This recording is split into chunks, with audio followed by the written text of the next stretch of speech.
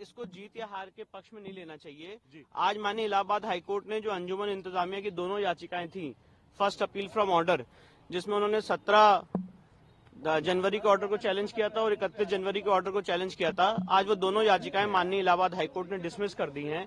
तो इसका अर्थ ये है, इसका निष्कर्ष ये है कि जो पूजा वहां पे चल रही है वो नियमित रूप से चलती रहेगी। यानी कि अब ये कहा जाए कि हाईकोर्ट ने रोक नहीं लगाया, वो सुप्रीम कोर्ट आ सकते हैं, तो क्या आप कैविएट दाखिल करने वाले हैं? जी बिल्कुल, हम लोग सुप्रीम कोर्ट में कैविएट दाखिल करेंगे और सुप्रीम कोर्ट में अगर वो आएंगे तो अपनी बात सुप्रीम कोर्ट में। जो आधार रहा फिलहाल मुस्लिम पक्षकारों का, और जो व्यास की पूजा के लिए लगातार ये रोक की मांग कर रहे हैं, तो क्यों आखिर मुस्लिम पक्षकार अब इस पूरे मामले में रोक की मांग कर रहे हैं? देखिए, इसमें जो आधार बना है, मुझे लगता है माननीय न्यायालय के फैसले का, उसमें कोर्ट के सामने हमने स्पष्ट रूप से बात रखी थी कि सेक्शन 151 सीपीसी में कोर्ट को ये पावर है, जहां पे कोर्ट अगर कोई चीज मिस हो गई ऑर्डर में तो उसको क्लैरिफाई कर सकती है फर्दर ऑर्डर से। और साथ ही साथ जो उस केस की हिस्ट्री है वो एक बहुत ही चेकर्ड हिस्ट्री है कि व्यास परिवार बराबर नवंबर दिसंबर 1993 तक वहां पे पूजा पाठ करता चला आ रहा था। उसके काफी एविडेंसेस और प्रूफ हमने कोर्ट के सामने दाखिल किए थे।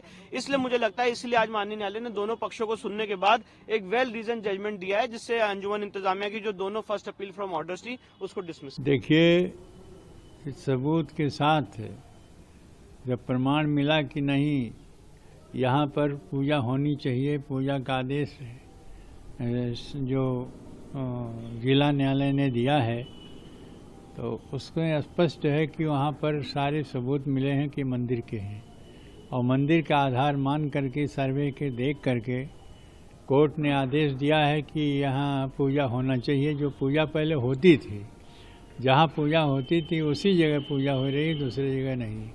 तो ऐसी स्थिति में यदि वो कोर्ट गए हैं तो उसकी भी सुनवाई होगी। वो रोकने का आधार बताएंगे कि क्यों रोका जाए, और ये बताएंगे कि नहीं वहाँ पूजा होनी चाहिए। तो जब पूजा होने का आदेश हो गया है तो पूजा ही होगी, कोर्ट उसको रोक नहीं सकती है, क्योंकि रोकने का कोई आधार नहीं है। पूजा होने का आधार है कि वो मंदिर है, वहाँ पूजा होती थी, और जहाँ पूजा होती थी वहाँ पूजा हो रही है। आदेश दिया सत्र न्यायालय ने, जो जिला न्यायालय ने, तो इसलिए वहाँ पूजा होने में कोई बाधा नहीं आएगी। और मैं आशा करता हूँ कि वो पूजा अनवरत चलती रहेगी, और यह जाएगा अभी और आगे सुप्रीम कोर्ट तक जा सकता है। जैसे राम जन्मभूमि का आदेश हुआ है, उसी प्रकार से उसका भी आदेश भगवान शिव के ज्ञानवापी मंदिर के रूप में इसका आदेश होगा, यह आशा है। और क्योंकि सारे सबूत हमारे हिंदू पक्ष के और मंदिर के पक्ष को मिल चुके हैं, और सबूत के आधार पर ही यह आदेश होता है, वैसे ही होगा।